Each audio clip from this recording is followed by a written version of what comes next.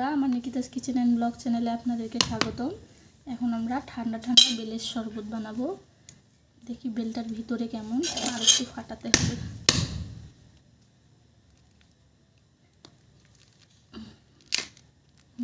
বেলটা কিন্তু অনেক সুন্দর পাকা।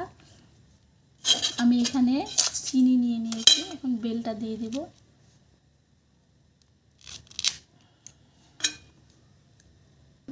হ্যাঁ, এই যে বেলটা দেখুন একদম সুন্দর করে উঠে আসছে। এখন আমি বাকিটুকু চামচ দিয়ে নিচ্ছি।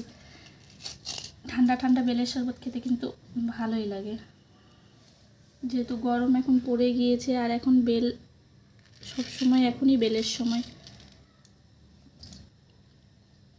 এখন বেল গাছে পাকবে, সেই বেলগুলোই বিক্রি হবে। অনেক মজা লাগে খেতে, পরে আর ভালো লাগবে না।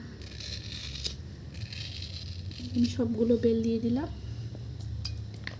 এখন দিব পরিমাণ মতো পানি। তারপর আমি কিন্তু হাত দিয়েই মেখে নিব।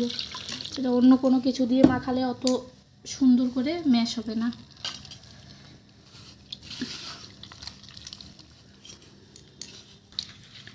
এই দেখুন, আমি সুন্দর করে মাখায় নিছি হাত দিয়ে।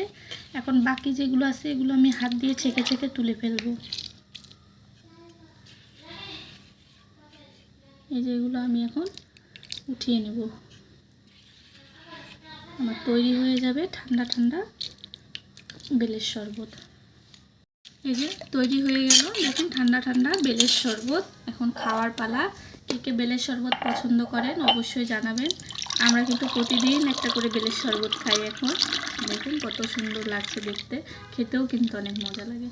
ভালো লাগলে অবশ্যই চ্যানেলের পাশে ফলো দিয়ে রাখবেন, লাইক শেয়ার করে দেবেন।